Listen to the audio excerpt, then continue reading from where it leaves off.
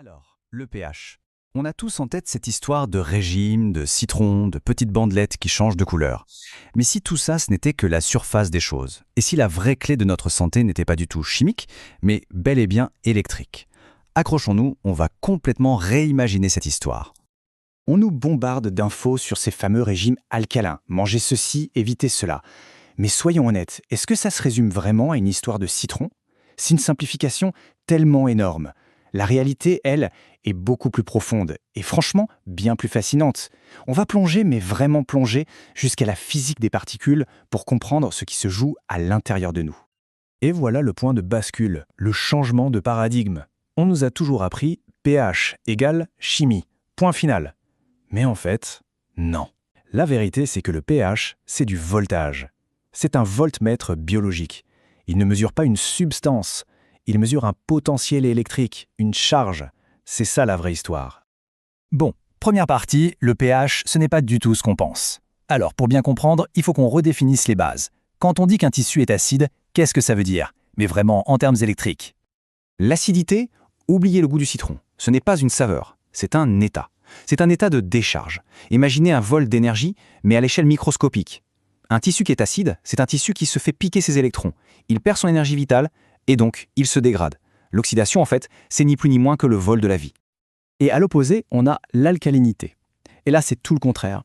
L'alcalinité, c'est la richesse, c'est l'abondance, c'est avoir un surplus d'électrons, cette fameuse monnaie énergétique. C'est le capital qu'on a en banque, prêt à être utilisé pour réparer, pour reconstruire, pour que tout le système tourne à plein régime.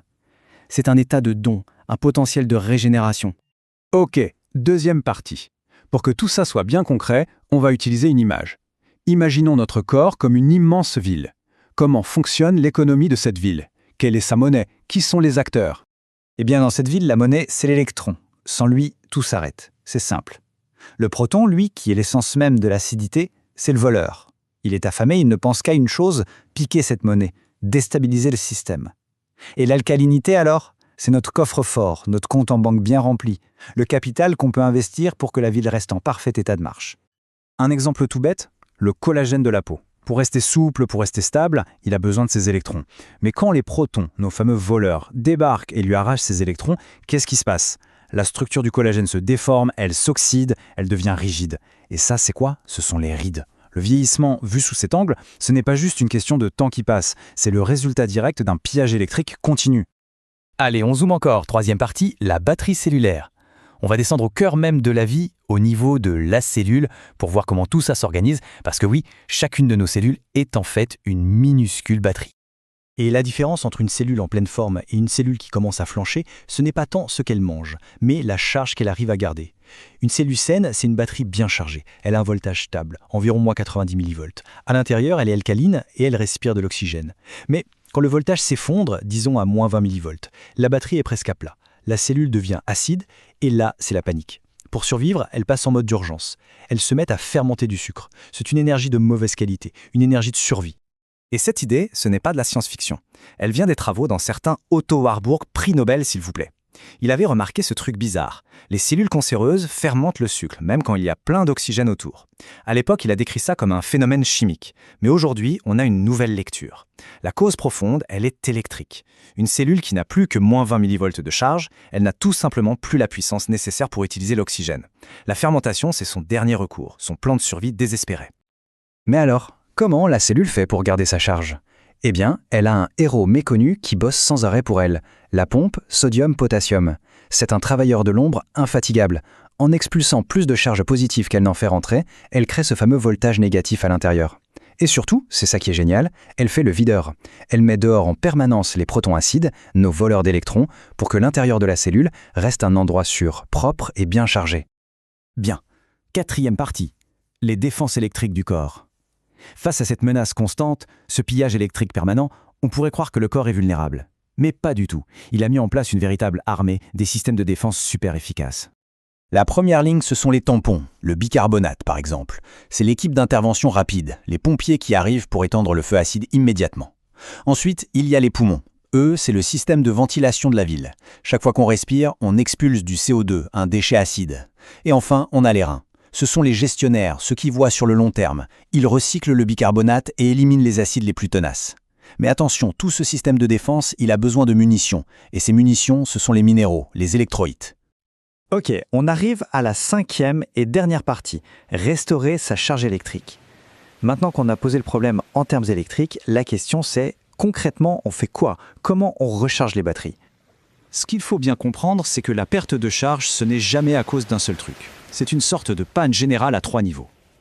Un problème dans la centrale électrique, la mitochondrie, un problème de câblage, l'eau de nos cellules, et un problème de maintenance, le manque de minéraux pour faire tourner nos fameuses pompes. Première action, la plus simple, reconstituer son capital d'électrons. Comment? En se branchant. Littéralement, se brancher au plus grand chargeur qui existe, la Terre. Marcher pieds nus dans l'herbe, sur le sable, ça permet au corps d'aspirer des électrons libres, directement de la planète. On appelle ça la mise à la Terre. Et bien sûr, il y a l'alimentation.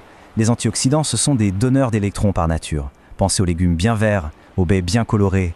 Leur couleur, c'est souvent le signe qu'ils sont chargés à bloc. Deuxième action, donner du carburant à nos générateurs cellulaires. Ça veut dire quoi? Utiliser des sels de qualité. Pas le sel blanc tout raffiné qu'on trouve partout, non.